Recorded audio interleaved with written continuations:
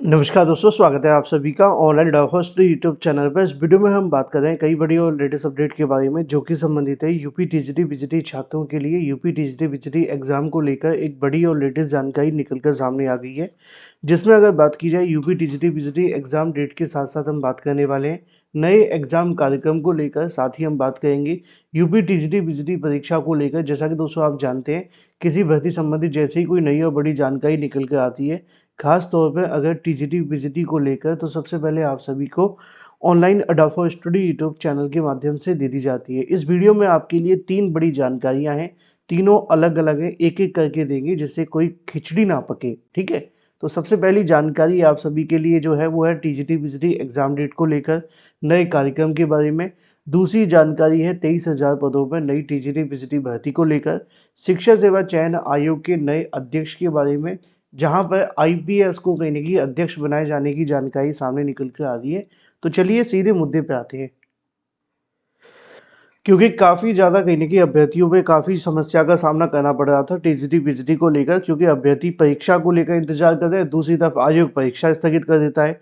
अच्छा, एक चीज़ आप सभी के लिए और थी कि बहुत सारे अभ्यर्थी नई भर्ती को लेकर भी इंतजार कर रहे थे, क्योंकि जिन्होंने पिछली में आवेदन किया था वो परीक्षा का इंतजार कर रहे हैं।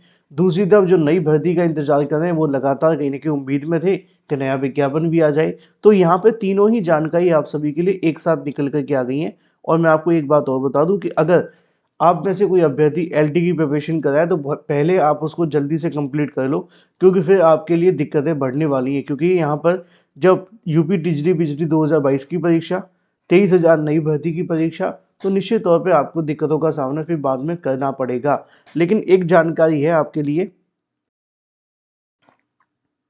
अगर आप इंटरेस्टेड हैं तो इसको लेकर जानकारी मैं आपको दे दूं 1 मिनट में, कि अगर आप एलटी ग्रेड का कोर्स परचेज करना चाहते हैं तो इसका प्राइस 399 है, लेकिन आपको फिलहाल मिल रहा है ओनली 199 के अंदर।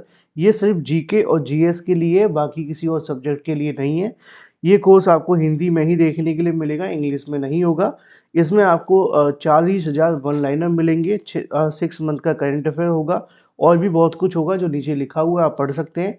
आपको करना क्या है, आपको 7986240141 पर व्हाट्सएप करना है। जैसे ही आप व्हाट्सएप करेंगे, आप हाई लिखेंगे, पेमेंट करेंगे, पेमेंट करने के बाद आपको जो कोर्स है वो भेज दिया जाएगा बाई पीडीएफ।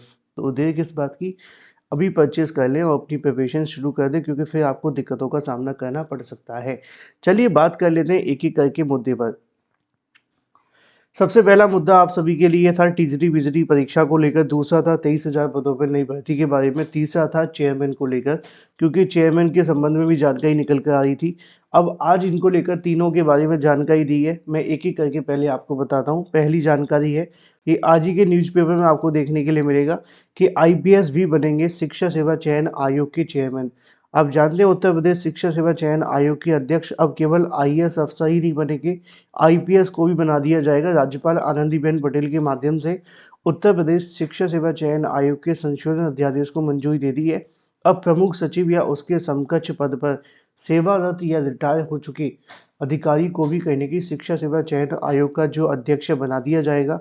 आपको पता भी होना चाहिए कि हाल ही में इसको लेकर पहले विज्ञापन भी आया था, लेकिन बाद में सरकार ने इसकी योग्यता में बदलाव किया।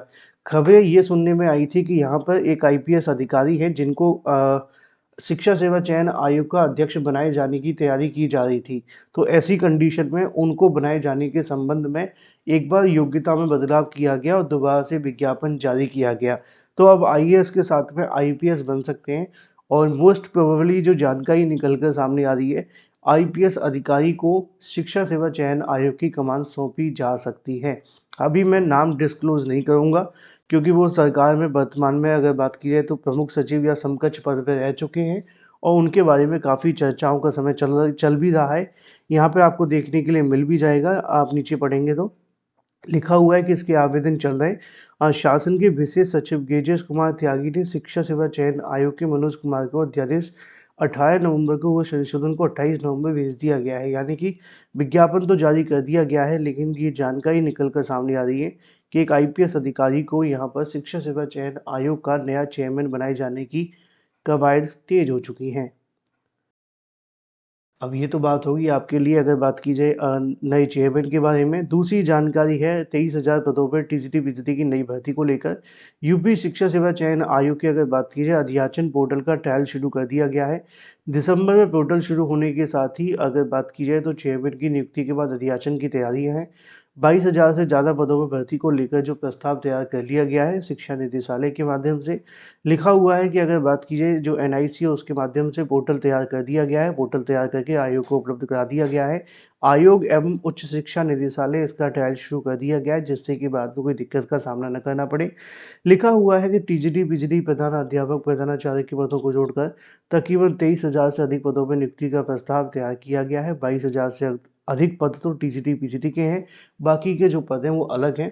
तो ऐसी कंडीशन में इनको लेकर जो विज्ञापन है वो यहाँ पर जारी किया जा सकता है जब नए शिक्षा सेवा चयन आयोग का अध्याचन मिल जाएंगे। अध्याचन मिलने के बाद में नए चेयरमैन मिल जाएंगे तो दोनों चीज़ें फिर एक साथ होंगी और फिर जाकर के विज्ञापन जारी होगा। ये तो बात हो गई आपके लिए दो चीज़ों के बारे में। पहला आपके अध्यक्ष को लेकर, दूसरा है आपकी अगर बात की जाए 23,000 से अधिक पदों पर नई भर्ती के बारे में। एक जानकारी और है आप सभी के लिए और वो संबंधित है यूपी टीजीटी पीजीटी की नई परीक्षा के बारे में। बहुत सारे ऐसे अभ्यर्थी थे या बहुत सारे ऐसे अभ्यर्थियों के माध्यम से सवाल भी आ रहे थे कि सर क्या टीजीटी पीजीटी की परीक्षा को लेकर कोई तारीख हो सकती है और अगर होगी तो कब तक की हो सकती है। तो देखो फ़िलहाल की जो कंडीशन है उनको देखते हुए मैं आपको चीज़ें बता रहा हूँ। सबसे पहली चीज़ ये है कि अगर बात की जाए परीक्षा के बारे में तो अब दिसंबर शुरू हो चुका है आज से और दिसंबर के बाद में आपकी परीक्षा दिसंबर में तो होनी नहीं है, ना ही अब जनवरी में होनी है। तो दिसंबर जनवरी तो आपको निकाल ही देना है। आगे बढ़ते हुए हमें देखना है कि क्या परीक्षा आगे हो सकती है। तो दिसंबर के बाद आप सभी के लिए जो अगला पॉइंट देखने के लिए मिलता है जनवरी के बाद में वो फरवरी का था। अब चूँकि फरवरी में पहले से बोर्ड एग्ज़ाम लगे हुए हैं और मार्च के मिडिल तक बोर्ड एग्ज़ाम चलेंगे, तो ये 2 महीने भी काफ़ी ज़्यादा बिजी हैं।